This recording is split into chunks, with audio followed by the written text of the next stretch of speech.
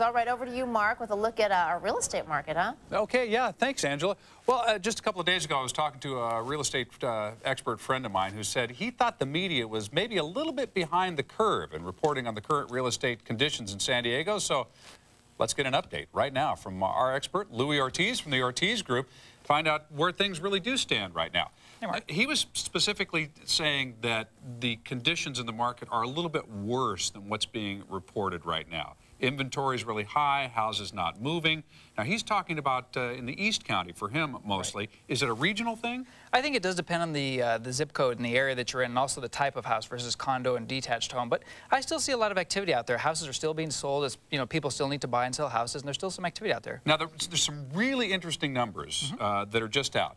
Overall, sales have decreased. Yes. Significantly. Yes, they have. About, what, almost 25% over last year. Yeah, 25% all in California and about 18% here in San Diego for detached homes. That's a very significant number for the number of transactions. So that just means not as many things are selling. But Correct. when you really break down more factors in the market, the picture isn't that bad, is it? No, it really isn't. The median price has actually gone up a little bit. It's taken a little bit longer to sell those homes. One of the statistics that's really standing out there that's you know, it could be a little bit of a problem is the number of notice of defaults.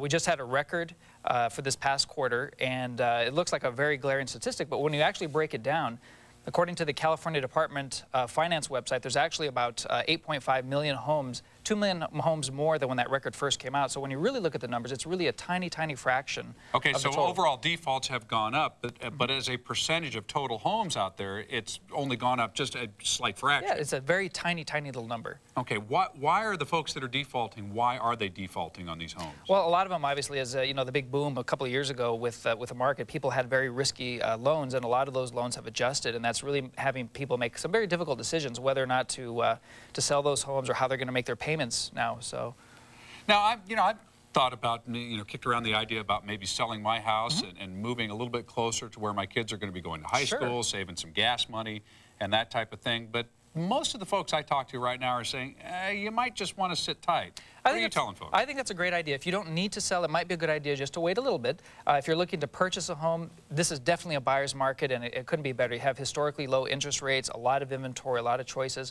A lot of people that I've seen that are selling homes, a lot of times they're willing to take a little bit less than what they have it on the market. So a great time to buy. But you're right, to sell, it might be a good idea just to sit tight for a little bit unless you have to sell. Well, you mentioned interest rates, and that's a number that jumped out at me as well. Yeah. It's within a couple, maybe hundredths of a point of where it was last year for a 30-year fixed-rate mortgage. Is that still kind of the cornerstone? Everybody kind of starts with a 30-year fixed-rate mortgage and then works around from there? Absolutely. Even small changes in that percentage rate can make a big difference in payments, so that is something that people pay a lot of attention to.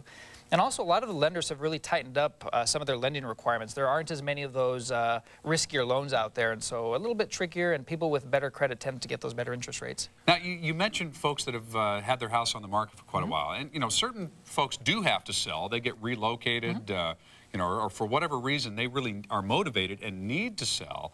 How do you identify those people? How do you maybe go try to find those people if you're looking to buy a home? Well, just how long it's been on the market? Or? Well, no, it's not necessarily market time, but generally the people that need to sell, they're a little bit more agreeable to taking offers. And if people have a good agent, they write offers, they kind of need to feel out where they're at and see what, usually, again, they're just more motivated and they're willing to do a little bit more on their price. I know Angela was talking to me about the fact that, she and her husband have kind of looked around at whether or not to buy right now, and they see lots of inventory out there. Right.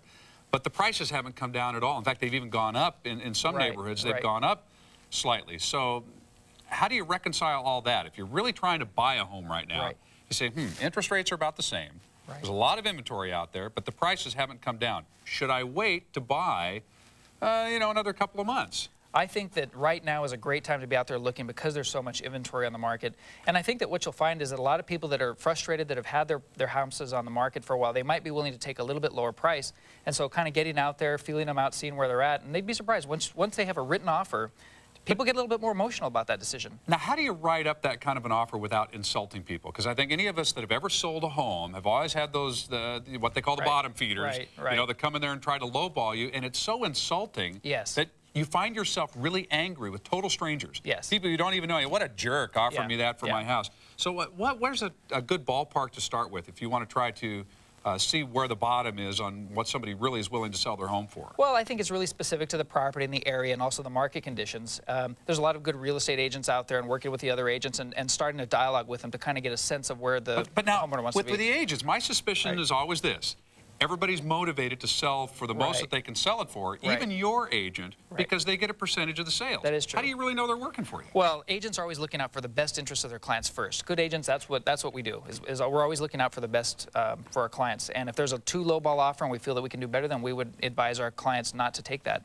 So it really just depends on the agent, the market condition. But like I say, there's a great time, a lot of inventory out there, just a lot of activity still and deals out there. So get out there and keep looking. Absolutely. And make some offers. Absolutely. Okay. Louis Ortiz, Great. always great Thank to you see very much. Hey, Thanks. for coming Thanks in. for having me. Good information. Thanks. All right. It's coming right up on 7:26. That means weather and